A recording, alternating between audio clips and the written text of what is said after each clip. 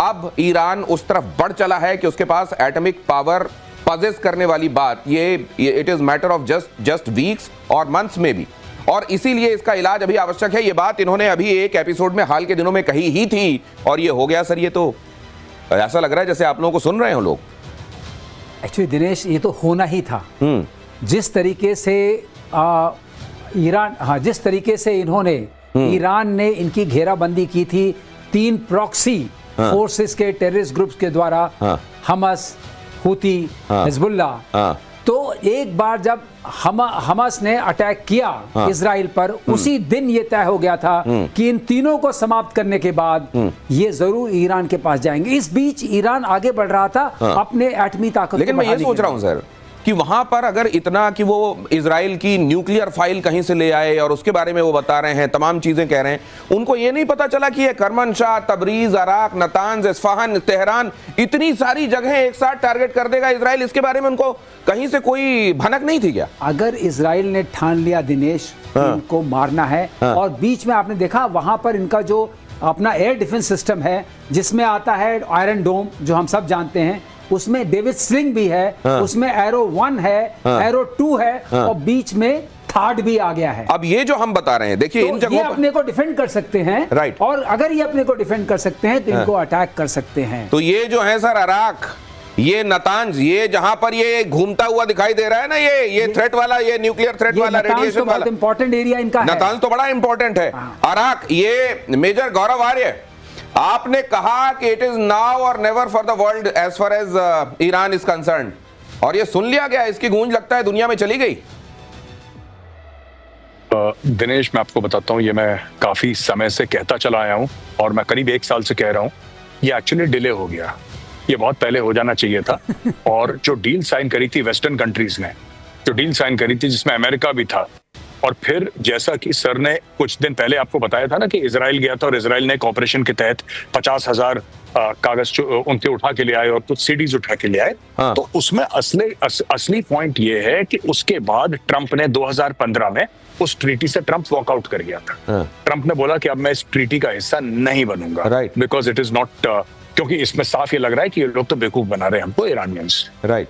तब से और उसके पहले से इजराइल ये कहता चला आया है कि अगर आप देखिए, अगर आप हमास को रोकना चाहते हैं, हिजबुल्लाह को, हुथियों को रोकना चाहते हैं, और पूरे मिडिल ईस्ट को अगर आप स्टेबल करना चाहते हैं, तो इसमें असली कलेश की जड़ ईरान है। आपको ईरान को ठोकना पड़ेगा।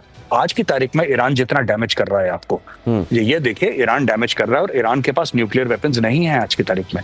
आप ये सोचिए कि जिस दिन ईरान के पास न्यूक्लियर वेपन्स होंगे, कश्मीर में फिर से वो तंजीमें खड़ी कर सकता है, करेगा। ये रेडिकल रेजिम है। It's a danger. A nuclear Iran is danger not to just the entire world, it is also a danger to India.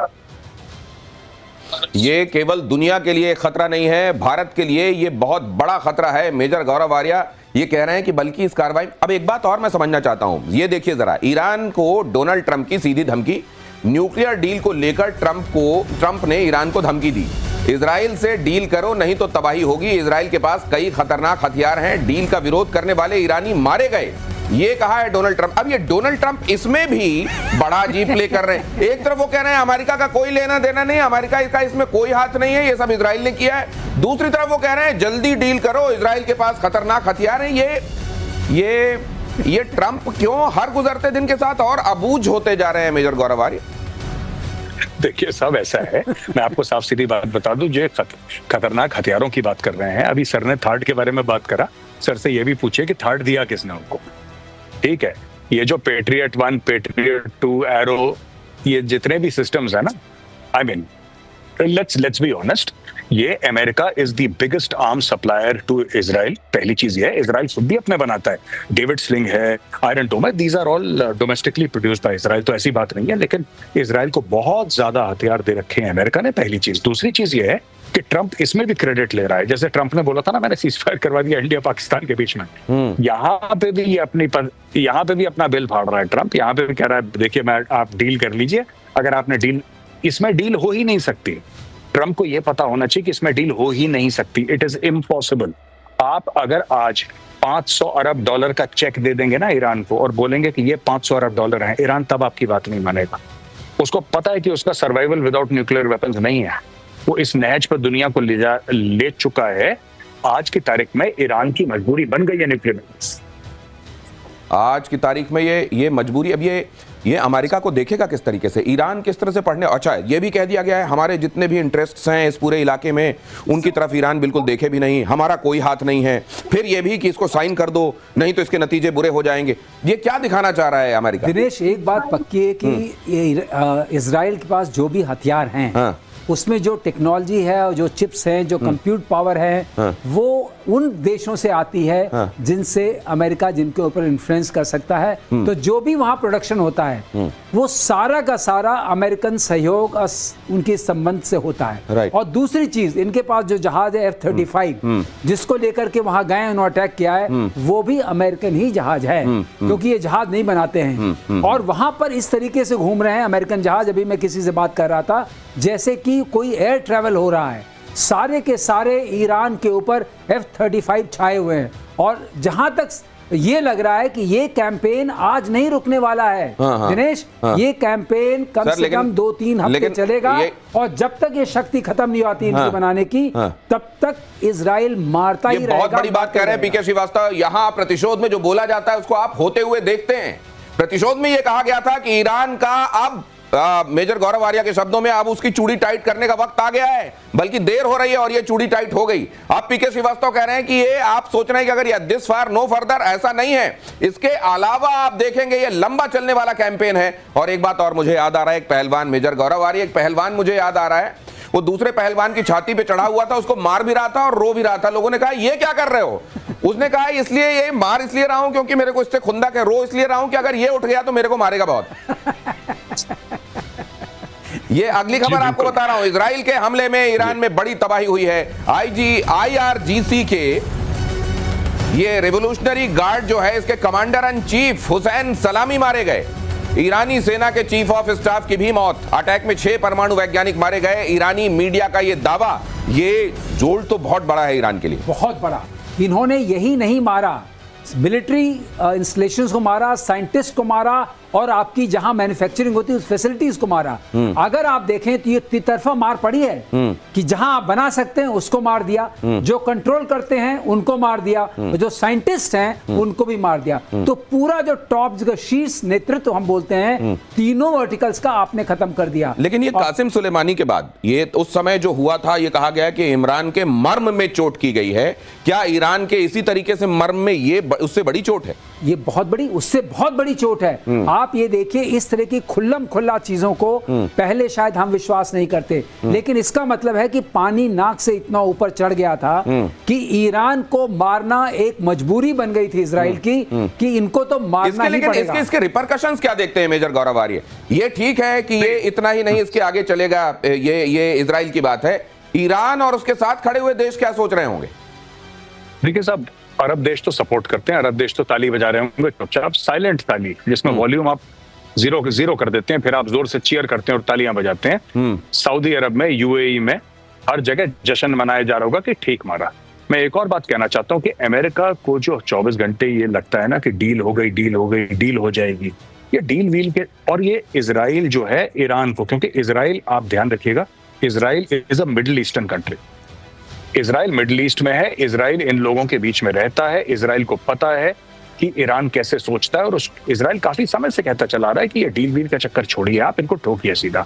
लेकिन अमेरिकन प्रेसिडेंट्स को ये लगता है कि ट्रेड एक बहुत बड़ा हथियार है, और जैसे बाकी देश झुक जाते हैं, ईरान भी झुक जाएगा। ईरान का मसला कभी ट्रेड था ही नहीं, ईरान का मसला डे 1 से था न्यूक्लियर वेपन्स, इसलिए ईरान उसी चक्कर में पड़ा हुआ था। अब इसका पलटवार ईरान करेगा और उसका पलटवार इजराइल करेगा। और मैं फिर एक और चीज आपके भविष्यवाणी कर दूं आपकी शो में, दिनेश, मैं आपको ये बताना चाहता हूँ कि एक बात समझ लीजिएगा, ये जो पाकिस्तान को तैयार करा जा रहा है इसमें, ये मैंने पहले भी बोला था आपकी शो में, जो आसिम मुनीर जा रहा है परेड अटेंड करने के लिए, वॉशिंगटन DC जा रहा है परेड अटेंड करने के लिए, राइट, और ये सारे के सारे अभी ये पता लग रहा है कि और लोन दे दिया है, और पैकेज वर्ल्ड बैंक ने दे दिया, आज की खबर है, पता नहीं कितने अरबों डॉलर का।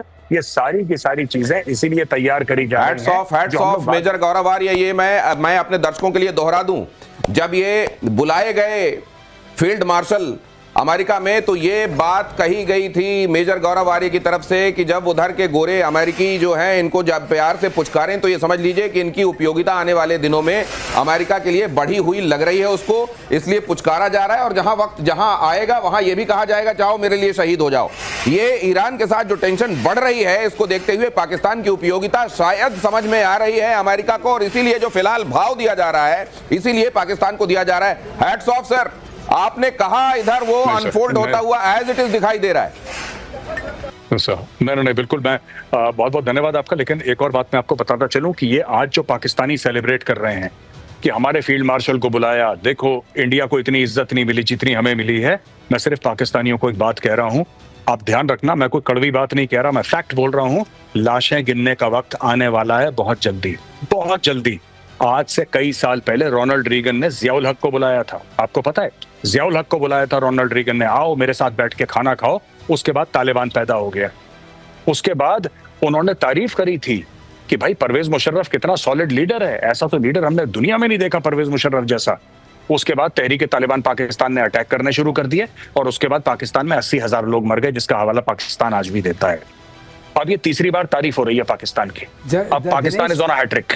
इनके जनरल ने भी तारीफ की है, अमेरिकन जनरल ने पाकिस्तान की तारीफ की है, हमारे कारगर हैं, बड़े हमारे हमदर्द और बड़े हमारे एलाइज हैं बड़े बड़े।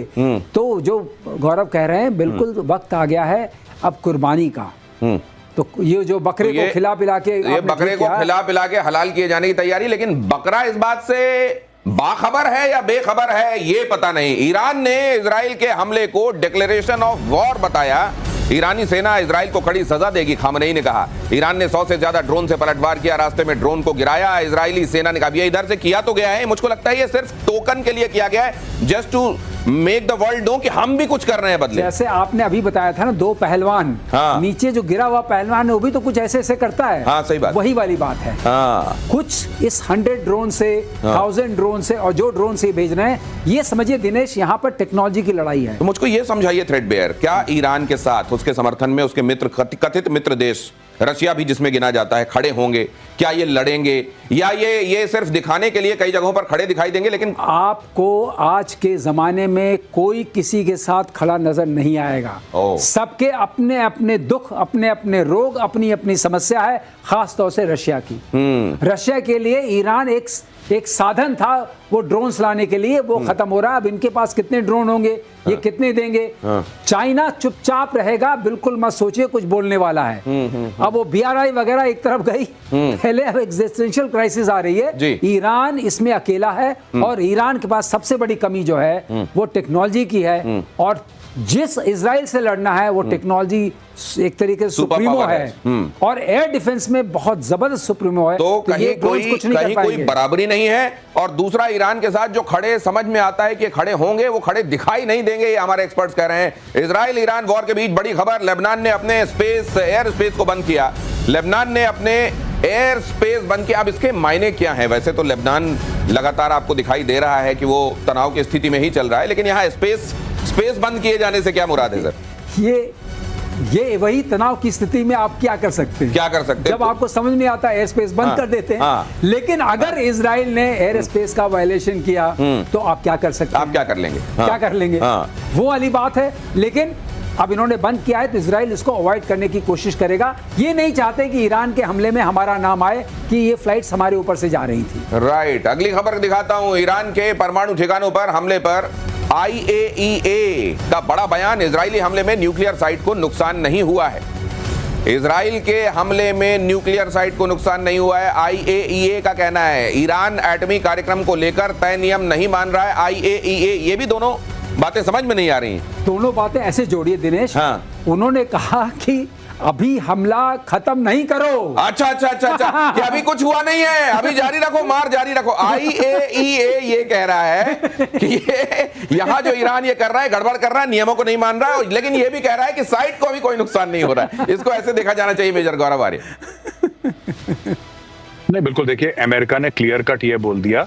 वहां पे उस इलाके में देखिए ईरान के आसपास अमेरिकन एयरक्राफ्ट कैरियर ग्रुप्स हैं, in fact not aircraft carrier but carrier groups हैं वहां पे, और वहां पे उनके एयर बेसिस भी हैं जो इराक से थोड़ा सा पीछे इन्होंने कर दिए हैं। तो Iran is surrounded by American might. जिस समय, अच्छा साफ सीधी बात है, पीट हेग्सेथ का बयान है कि भाई हमारा इससे कोई लेना देना नहीं है, आप हमारे ऊपर हमला मत करना। अब देखिए, मजबूरी में अमेरिका के ऊपर हमला तो होगा, ये बात तय है। अमेरिकन फोर्सेस के ऊपर कोई ना कोई मिसाइल गिराएगा। अगर कुछ होता है अमेरिका को नुकसान, अगर कुछ होता है तो फिर इनको लेने के देने पड़ जाएंगे। बिकॉज अभी तो सिर्फ इजराइल ठोक रहा है, तब अमेरिका भी ठोकेगा, अमेरिका भी ठोकेगा। और इर्द गिर्द एक और बड़ी इंटरेस्टिंग चीज है, सर आपको बताएंगे कि ईरान का कोई दोस्त नहीं है आसपास। जितने भी अरब मुल्क हैं वो ईरान से नफरत करते हैं शदीद। उसका इजिप्ट से उसकी दोस्ती नहीं है, उसकी जॉर्डन से दोस्ती नहीं है, सऊदी अरेबिया से तो बिल्कुल भी दोस्ती नहीं है। इराक में कुछ एलिमेंट्स हैं दाएं बाएं जो उसके हो सकता है सपोर्टेबल, लेकिन लार्जली ईरान के दोस्त नहीं है। कोई ऐसा मुल्क नहीं है जो ईरान के लिए खड़ा हो जाए। चाइना चुप रहेगा, सर ने बिल्कुल ठीक बोला, आई एग्री विद 100%। चीन चुप बैठा है, Russia on the face of it कुछ नहीं बोलेगा तो रशिया के ऊपर खुद भी अटैक हो रहे हैं। ये सारे के सारे अभी घिरे हुए हैं और ये लड़ाई अब फैलेगी, निर्णायक लड़ाई होगी, क्योंकि इसके अलावा नेतन्याहू के पास और कोई चारा नहीं। ये लड़ाई फैलेगी, ये निर्णायक होगी, क्योंकि इसके अलावा इजराइल के पास और बेंजामिन नेतन्याहू जो वो खुद मान भी रहे हैं कि इसके अलावा हमारे पास कोई चारा नहीं है। और इजराइल के विदेश मंत्री ने यह भी कह दिया है कि ऑपरेशन तो जारी रहेगा। मतलब जो पीके श्रीवास्तव सर कह रहे हैं वो दिखाई भी दे रहा है इनके बयानों में कि आने वाले दिनों में ये मार पड़ती रहेगी ईरान को। ईरान और इजराइल में तनाव के बीच ये खबर है, कच्चे तेल में उछाल। आप जानते हैं कि ये मार्केट निश्चित रूप से ये घटनाक्रमों से तो प्रभावित होता है, लेकिन ये सेंटीमेंट से चलता है। जैसे ही कुछ ऐसा नहीं होता कि वहां बम फूटा और यहां पर तेल में कुछ हो जाना चाहिए, लेकिन ये देखते हुए कि इसके रिपरकशंस क्या होंगे आगे, यहां मार्केट उस सेंटीमेंट को एक तरीके से ओढ़ लेता है और उसका नतीजा ये देख रहे हैं। क्रूड ऑयल के दाम 13% चढ़े, देश में पेट्रोल और डीजल महंगा हो सकता है। ये इनएविटेबल लग रहा है सर। ये हो सकता है, लेकिन मैं सोचता हूँ जब इनकी अच्छी पिटाई हो जाएगी तो इनको उभरना पड़ेगा, तो शायद फिर दाम कम भी हो जाए। हाँ, क्योंकि तेल ही बेच के तो कमाएंगे, तेल ही बेच के कमाना है, सब कुछ रिकॉन्स्ट्रक्शन तेल बेच के करना है। हाँ। क्योंकि इजराइल का एक फोकस है, हाँ। इजराइल का फोकस ये है कि तुम एटॉमिक बॉम्ब नहीं बनाओ, तुम न्यूक्लियर कैपेबल नहीं बनो। अगर वो मैं तय कर लेता हूं तो हमले बंद कर देगा। तो ये जो इलाज चल रहा है, अगर इसको इलाज कहा जाए, ईरान का इलाज, तो ये क्या ये सिम्टम्स का इलाज चल रहा है, ये रोग का इलाज चल रहा है, या फिलहाल सिम्टम्स को तो ठीक किया जाए, रोग का आगे देखेंगे वाला चल रहा है? क्या चल रहा है मेजर गौरव? सॉरी, हाँ गौरव, मेजर गौरव, मुझे ऐसा लगता है दिनेश कि ये इनका पक्का मुकम्मल इनका इलाज चल रहा है। मैं ये समझता हूँ कि इनका इलाज चल रहा है, इनकी चुड़ियां कसी जा रही हैं अच्छी तरीके से। और देखिए, इसमें सिंपल सी बात है, इनका जो न्यूक्लियर एनरिचमेंट का पूरा या वेपनाइजेशन ऑफ न्यूक्लियर एनर्जी वाला पूरा मामला है, इसको बंद होना होगा। ये बात ट्रम्प भी कह चुका है, इस पे कोई कॉम्प्रोमाइज नहीं है बस कि आप डील कर लो, आधा कर लो, पूरा कर लो, नहीं, इनको बंद करना पड़ेगा, वरना ये लड़ाई चलती रहेगी। लड़ाई उस चीज की है, देखिए आज की तारीख में आप ईरान को कंट्रोल नहीं कर पा रहे हैं, आपसे मेरी मुराद दुनिया कंट्रोल नहीं कर पा रही। आप वो ईरान समझिए जिसके पास न्यूक्लियर वेपन्स हैं और न्यूक्लियर बैलिस्टिक मिसाइल्स। आप सोचिए, today Iran has missiles that can reach Israel, इसके पास है मिसाइल्स। अब आप ये सोचिए कि यही ईरान अगर उसके ऊपर कन्वेंशनल वॉरहेड की जगह न्यूक्लियर वॉरहेड लगाता है, फिर क्या ये कयामत बर्पा करेगा। और ये करने वाला भी है, दुनिया को ब्लैकमेल करेगा ईरान, सबके लिए माइग्रेन बन जाएगा। इसलिए यही, अच्छा, ईरान के लोग पसंद नहीं करते खामेनेई को, मैं ये भी आपको बात कहना चाहता हूँ। ईरान के लोग पसंद नहीं करते इस सरकार को, ईरान की सरकार को। ये वो सरकार है जो हिजाब ना पहनने पे छोटी छोटी लड़कियों का मर्डर करती है, कत्ल कर देती है। तो लोग बिल्कुल भी पसंद नहीं करते इस सरकार को, लेकिन उन लोगों की मजबूरी है, क्योंकि कयामत उनके ऊपर बरपा है, उनके ऊपर जुल्म हो रहा है। तो इनका ये भी एक, मैं आपको आज बता देता हूँ आपकी शो पे, इनका ये भी एक कैलकुलेशन हो सकता है इजराइल और अमेरिका का, कि इतना मारो कि लोग वहां पे उठ खड़े हों और विद्रोह करते हैं सरकार की ओर, सरकार के खिलाफ, क्योंकि विद्रोह की कोशिश पिछले 2 साल में 2 बार की जा चुकी है। ये बहुत बड़ी बात आप कह रहे हैं, और मैं ये मानता हूं, और ये एक तरीके से प्रार्थना भी है कि गुड सेंस प्रिवेल करे। और सिर्फ ईरान में नहीं, ये बात पाकिस्तान में भी समझ में आए कि वहां पर आवाम को कैसे इस्तेमाल किया जा रहा है हुक्मरानों की तरफ से और खासतौर से फौज की तरफ से। अगली खबर, रूस ने नेटो देशों के हथियारों पर उठाए सवाल।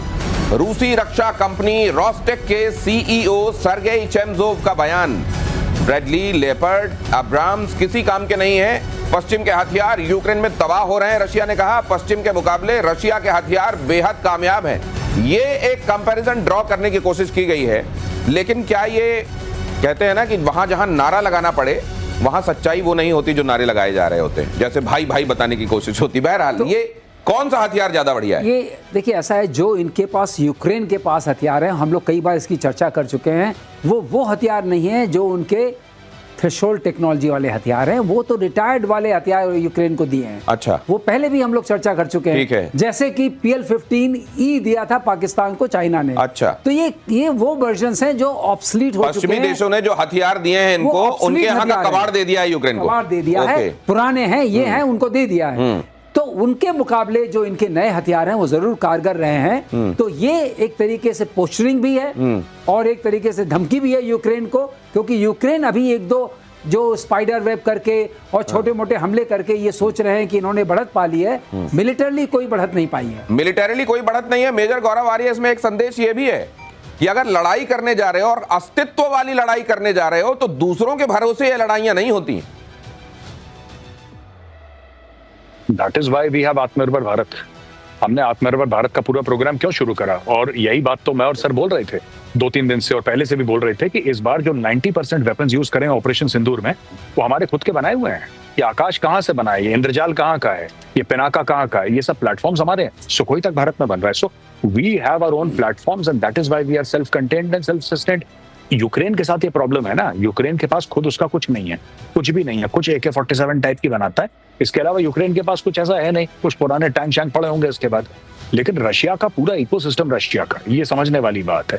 रशिया को बाहर से जरूरत नहीं है, जो भी कुछ इलेक्ट्रॉनिक्स का मामला है वो उसको चाइना से मिल जाता है। अगर उसको चाहिए कुछ cutting edge technology, China gives it to Russia, they purchase it from China. Otherwise इनका कोई ऐसा नहीं है, डिपेंडेंसी नहीं है इतनी जिस तरीके से आप देख रहे हैं कि यूक्रेन की डिपेंडेंसी है, रूस की डिपेंडेंसी नहीं है। और वही भारत भी कर रहा है, वही भारत भी कर रहा है कि डिपेंडेंसी ना हो किसी पे।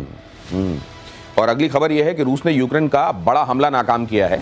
सेंट पीटर्सबर्ग में यूक्रेन का ड्रोन इंटरसेप्ट किया गया। यूक्रेन ने रूस पर 100 ड्रोन से हमले किए। यूक्रेन के निशाने पर मॉस्को और सेंट पीटर्सबर्ग थे। अब ये ड्रोन वाला, मुझको लगता है अब ड्रोन को लेकर रशिया भी अतिरिक्त सावधान हो गया है। और अब जब ये इनके जो ट्रक अंदर घुसे हुए हैं जिनमें ये ड्रोन भरे हुए हैं, अब ज्यादा ये चलने वाले हैं नहीं। दिनेश बिल्कुल सही कह रहे हैं आप। ये ड्रोन से जो हमला कर रहे हैं, अगर आप देखें पूरे रशिया के वास्ट उसको और जो उनका नेटवर्क है, जो एयर डिफेंस नेटवर्क है, ये ड्रोन सक्सेसफुल नहीं होंगे। वो एक सरप्राइज स्ट्राइक थी। वो ड्रोन स्ट्राइक जो थी, उसको ये मानिए कि उनको उन्होंने रखा था।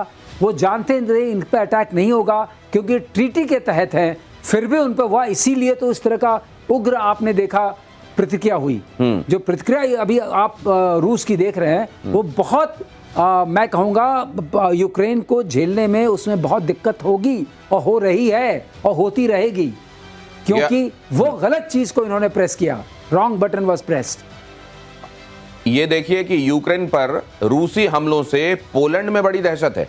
पोलैंड ने बॉर्डर पर लड़ाकू विमान तैनात कर दिए हैं। यूक्रेन से लगी सीमा पर पोलैंड के जेट तैनात हैं। रूस ने पोलैंड से लगी यूक्रेनी सीमा के पास कई शहरों को निशाना बनाया है। ये असल में अगर आप देखें तो ये सारी की सारी कंट्रीज जो नेटो चिल्लाते हुए रशिया की तरफ बढ़ रही थी, ये सारों में बड़ा भय है। और ये भय मुझे लगता है कि इन अ वे जरूरी भी है। ये जो साम्राज्यवादी तरीका नेटो ने अपनाया हुआ है, इसको रोकने और इसको एक जगह ठहराने के लिए जरूरी भी है। अच्छा, वो बिल्कुल सही कह रहे हैं आप। जो ये था कि नाटो का एक 2008 से चल रहा था, और पुतिन बार बार कह रहे थे कि अब आप ईस्टवर्ड एक्सपेंशन मत करिए, लेकिन ईस्टवर्ड एक्सपेंशन होता रहा और यूक्रेन उसमें टिपिंग पॉइंट आ गया यूक्रेन का कि अगर आप इसको करते हैं तो हम जरूर नहीं होने देंगे। और वो टिपिंग पॉइंट से आपने देखा किस तरह के संग्राम शुरू हो गया है। लेकिन ये जो डर है इनके अंदर, वो डर है कमजोरी का। इनको पता है कि हम रूस के खिलाफ किस तरीके से यूक्रेन को मदद कर रहे हैं, परोक्ष अपरोक्ष दोनों तरीके से। ये वेपन्स भी दे रहे हैं और इनके सिस्टम में दिनेश उनके लोग काम कर रहे हैं। सारा इंटेलिजेंस जो आता है वो नाटो का ही आता है, अदरवाइज इनके पास इंटेलिजेंस की इतनी मशीनरी नहीं है। और टारगेट इंटेलिजेंस मिलने के बाद एक दो हमले जो रशिया पर हो रहे हैं, उसके लिए ज़रूरी है कि पोलैंड वगैरह इस दायरे में आएंगे। अभी तक तो हम एक संयम देख रहे हैं रशिया के पास से, आगे वो कब तक रहेगा उसकी गारंटी हम लोग नहीं दे सकते। इसकी गारंटी तो खुद रशिया ने कहा है कि पता नहीं कब मैं आपे से बाहर हो जाऊं, ये पुतिन बार बार कहते रहे हैं। अगली खबर यह है कि रूस ने काराबाख को अजरबैजान के क्षेत्र के तौर पर मान्यता दे दी है। काराबाख अजरबैजान का हिस्सा है, रशिया ने ये तस्लीम किया है, माना है।